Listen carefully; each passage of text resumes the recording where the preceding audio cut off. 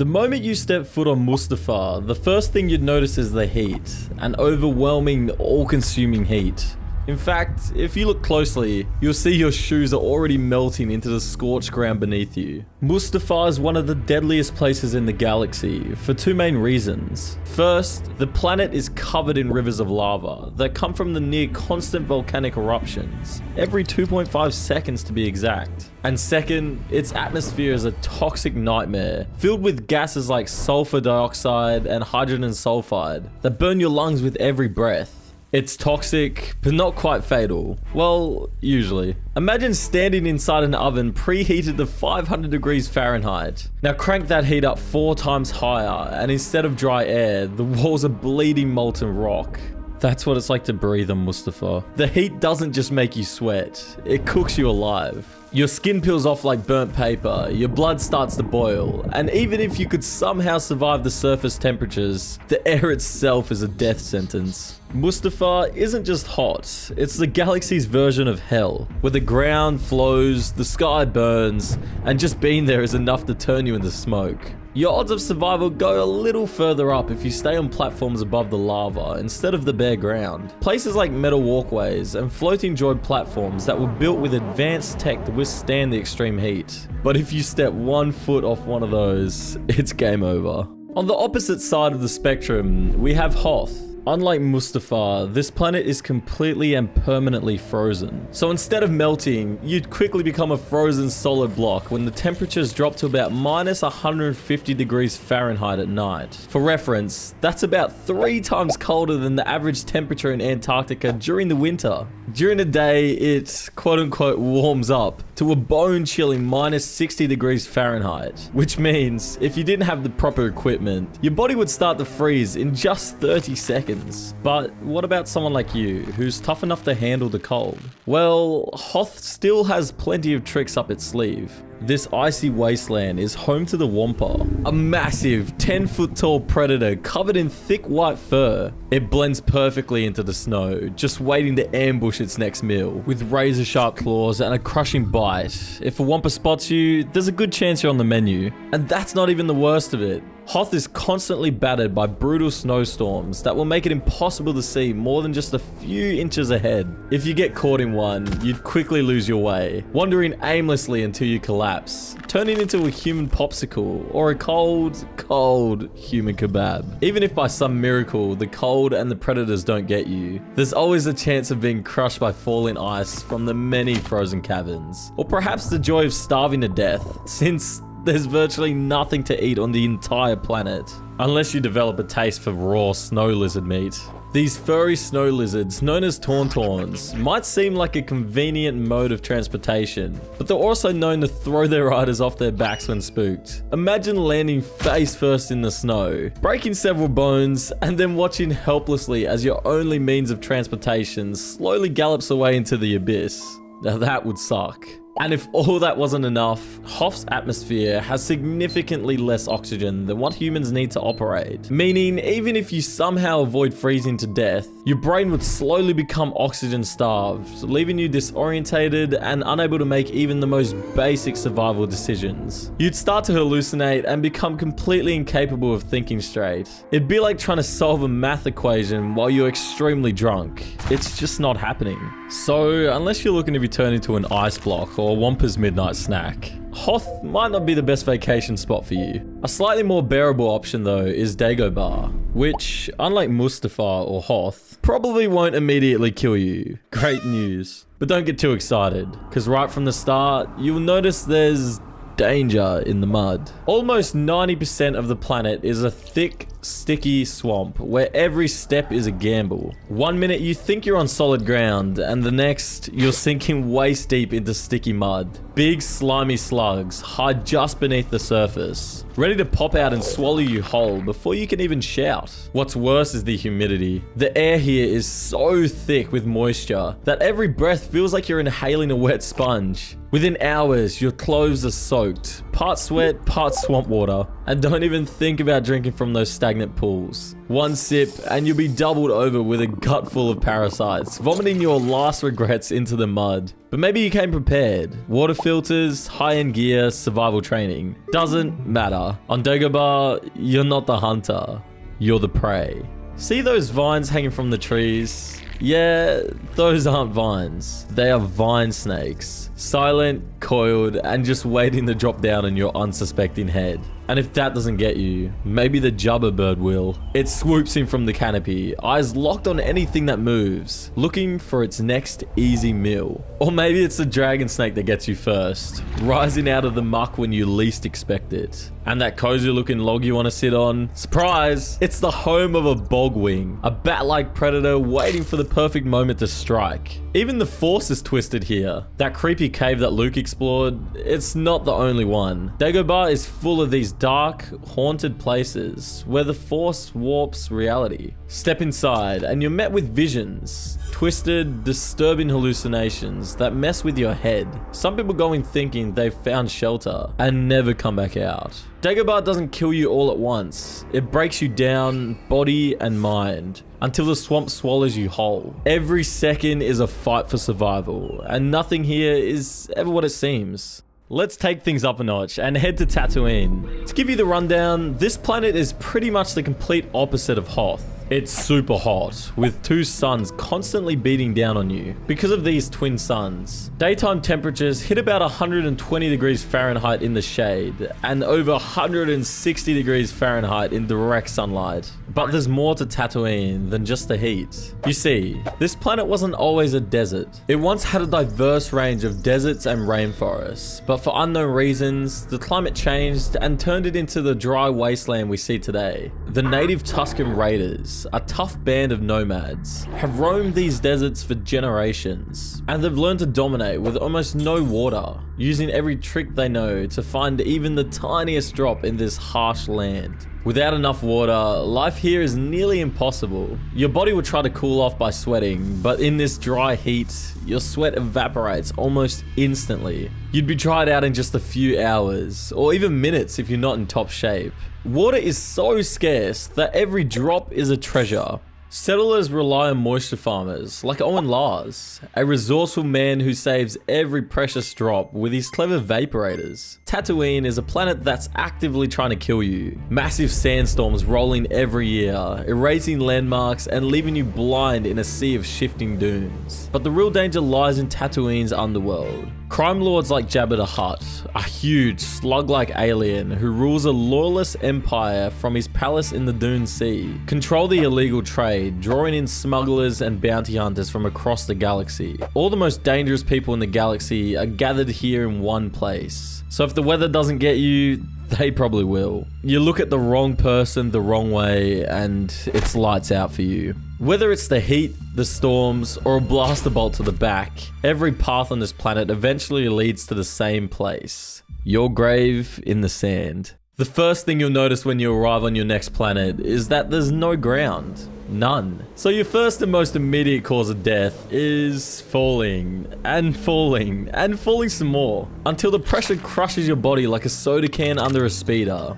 You see, Bespin is a gas planet that's completely uninhabitable on the surface. So places like Cloud City are built high into the atmosphere where they can sustain life. But Cloud City is surrounded by Tabana gas, a volatile substance that's mined for its value, but also happens to be insanely explosive. One rogue spark, one malfunctioning blaster, and boom, you're reduced to a fine mist drifting across the upper atmosphere. It's like living inside a floating balloon filled with lighter fluid. The thing about Tabana gas is that it isn't exactly breathable. So if you're planning on going outside the city somehow, inhaling it means your lungs fill with toxic vapor. And before you know it, you're gasping, panicking, and blacking out from the oxygen deprivation. Not a great way to go. And if the planet itself doesn't kill you, Cloud City just might. It has a certain history. That whole Vader showing up in invited situation to capture Han Solo, yeah. The Empire has a habit of dropping in, and if you happen to be there on the wrong day, you might run into Darth Vader on a mood swing. Best case scenario,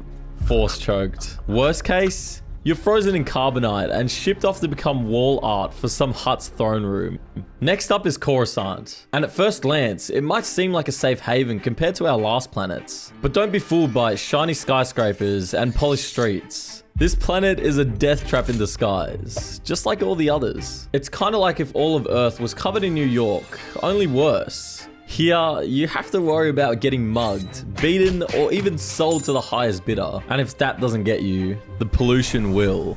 Imagine breathing in exhaust flames all day, every day. It's like having a constant smoker's cough. But the real killer here is the sheer crowd. Coruscant is home to over 1 trillion different beings. You heard that correctly, trillion. That's the same as Earth's population multiplied by 125, all living in the same city.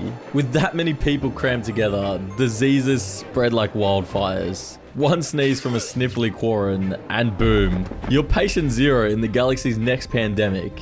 And trust me, you don't want to catch whatever a Quarren is carrying.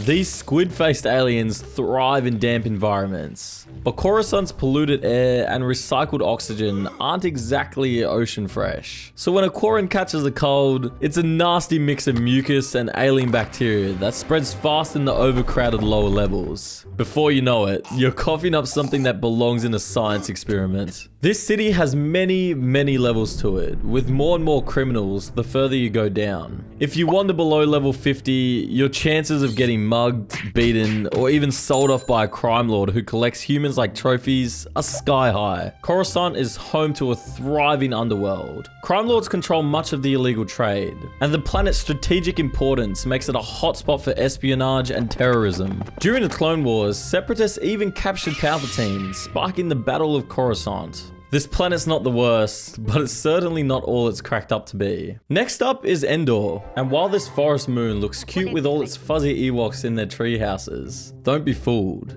These little creatures are real meat eaters who'll even eat stormtroopers. They might seem like cuddly teddy bears, but if you crash land here and get on their bad side, they won't hesitate to eat you for dinner. But the Ewoks are just the start of your problems. The air on Endor has more oxygen than humans are used to, which sounds like a nice change of pace, until you realize that extra oxygen can make you very sick in just a few days, leaving you dizzy, prone to seizures, and eventually causing your body to shut down. The entire moon is covered with gigantic trees that tower higher than skyscrapers. One wrong step in an Ewok village up in the trees, and you could tumble hundreds of feet, breaking your bones and shattering like a dropped dinner plate. And if that fall doesn't somehow finish you off, the wild animals will. Take the Gorax for example, a monstrous creature the size of a small house that snatches up anyone who wanders too close, keeping them locked away until it gets hungry. But that's not all Endor has in store. The moon is crawling with dangerous bugs, carrying all sorts of diseases that not a doctor in the galaxy could cure.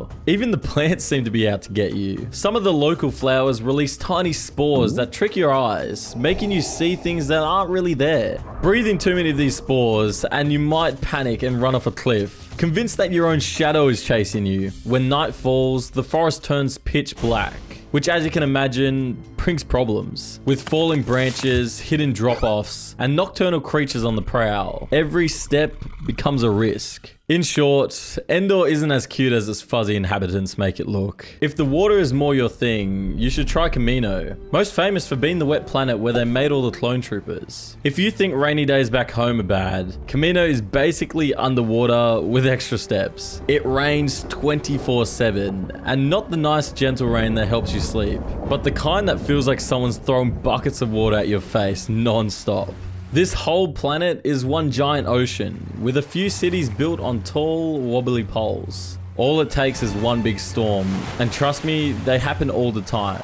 And the whole city could tip over like a rickety chair, tossing you straight into the roaring sea below. And you really don't want to end up in Kamino's ocean. The water pressure is so strong, it would fold you like a chair before you even realize what's happening. Even if you manage to stay safe in one of these floating cities, you still have to deal with the Kaminoans. These creatures are tall, slim, and have long, skinny necks that make them look like, well, I'll just say it, freaks. They're a bunch of weirdos. These creatures are perfectly made for life in this never-ending rain, but when it comes to humans, they aren't very forgiving. Kaminoans are known for their strict, no-nonsense attitude. They expect you to follow their rules without question. They see humans as messy and unpredictable, and they have little patience for mistakes. Even though it wouldn't technically kill you, the worst part is that if you complained about the weather, the Kaminoans would just stare at you with those big freaky eyes, completely confused about why you don't enjoy living in the never-ending shower. Weirdos. Now for Naboo, the beautiful planet known for its sparkling landscapes, friendly humans, and quirky Gungans with their floppy ears. Might look like a picture-perfect paradise, but don't be fooled. This world is full of hidden dangers. These Gungans are friendly, yes, but if you somehow befriended one and get access to their hidden cities, you're in serious trouble. Why? Because that means you've got to dive straight into Naboo's vast, endless waters, and that's where things get deadly. The pressure alone could crush you, squeezing your lungs until breathing feels impossible. And let's say somehow you can breathe underwater, then congrats. You've just unlocked a whole new set of problems. Naboo's oceans are teeming with monstrous sea creatures, like the Colo clawfish, a massive sharp-toothed nightmare that could snap you in half before you even see it coming. And if that doesn't end you, the Sando aqua monster might. It's bigger, meaner, and to it, you're just a light snack drifting through the deep blue. But hey, maybe you make it out of the water and onto the dry land. In that case, good for you. You step into the sun, surrounded by green meadows and fancy architecture. Peaceful, right? Wrong. Naboo's air carries pollen from its vibrant alien flowers. Beautiful, sure, but deadly. The microscopic dust they release can trigger extreme allergic reactions. Your throat tightens, breathing becomes harder, and your body starts to shut down. All because you took a deep breath of fresh air. Oh, and those picture-perfect lakes? Don't let the calm surface fool you. Beneath the water, hungry predators lurk, waiting for someone like you to wander too close. And just when you think you've survived the elements, remember, Naboo has a long history of war. It's a prime target for invasions, political drama, and all-out battles. Droids, blaster fire, orbital ships blocking out the sky. If this planet doesn't kill you naturally, the conflict might. You could be vaporized by a stray laser blast before you even get the chance to enjoy their famous waterfalls. And next we've got Alderaan, which is great. First of all, it's actually a perfectly habitable world with beautiful snow-capped mountains and lush forests. But okay, you know the drill. The environment seems great, but it's secretly deadly. Those vast vineyards producing incredible wine to be shipped off-world. Yeah, they're secretly... they're just vineyards? Well, what about the Nerf? A 4'3" furry beast. They've got to be deadly, right? What? So they're basically just cows. This planet is known for its peaceful philosophy and art. Why is it even on this list? There's nothing wrong with this planet. Oh, that's right. The Death Star. Moving on. Next, we have Kashyyyk, the towering forest world where the legendary Wookiees live. On the surface, it sounds awesome. Giant trees, cool vibes, and the chance to hang out with some of the galaxy's most iconic walking carpets. But don't get too comfortable, because the Sheik wants you dead. The trees here aren't just tall, they're skyscraper level tall. One wrong step and you're plummeting hundreds of meters to your doom. And that's not even the worst part. High up in the canopy, razor wings patrol the skies. Massive birds with blade-like beaks that can slice you open mid-flight. They swoop down on anything that moves. And unless you're very quick or very lucky, you'll be turned into takeout. Descend a little lower and things don't get any better. The mid-levels of the forest are crawling with agile, monkey-like predators called tree howlers. They move in packs, darting through the branches with sharp claws and even sharper teeth. If they spot you, you're done for. But the real nightmare is on the forest floor. Down here, everything gets bigger, meaner, and more aggressive. Massive beasts prowl the undergrowth. Creatures strong enough to tear through metal, let alone you. The ground is unstable, full of sinkholes and quicksand pits, turning every step into a potential death sentence. Even the plants are out to get you. Some vines have a nasty habit of grabbing passerbys, coiling around limbs and pulling them into the shadows. You're not walking through a forest, you're walking through a living, breathing trap. And then there are the Wookiees themselves. Sure, they're brave, noble, and loyal, but here on their home turf, they're also fierce, territorial warriors. One wrong word, one accidental insult, and you might find out exactly how strong a Wookiee is. And let's just say, they don't always settle things with a calm chat. So yeah, Kashyyyk may look like a nature lover's paradise, but step foot here without an invite and just see how well it goes for you. But that's nothing when you compare it to Geonosis, a dusty, rocky wasteland with a history as brutal as its terrain. This planet is where the Clone Wars first ignited, and later where the Empire quietly began constructing the Death Star. Beneath its rocky surface lies a legacy of war, death, and industrial horror. The native Genosians are creepy, insect-like beings that operate like a hive. They are brilliant engineers and even more ruthless warriors. They built massive droid factories that help power the war machine, and they absolutely do not welcome outsiders. If you cross them, best case scenario, you're enslaved and worked to the bone. Worst case, you're tossed into one of their infamous fighting pits as live bait for something hungry. But honestly, you might not even make it far enough to meet them, because Geonosis itself is already trying to kill you. By day, the heat is unbearable. Step outside for more than a few minutes and you'll start cooking alive under the relentless twin suns. By night, it's the opposite. The temperature plummets so fast you'll freeze solid before you can shiver. And thanks to the planet's weak magnetic field, solar radiation blasts through the atmosphere with no mercy, adding another lovely layer of death to your stay. Sure, you can breathe the air, technically, but good luck doing that while dodging rock slides. Geonosis is littered with towering stone formations that can collapse without warning. So one minute you're admiring the scenery and the next you're part of it. And just when you think you've seen it all, the sandstorms hit. They aren't your average gusts of wind either. They're skin-stripping, vision-blurring weather events that tear across the landscape like a freight train made of knives. Once you're caught in one, you're not escaping. You're wandering blind, shredded by the storm, lost and torn apart in an endless ocean of dust. So yeah,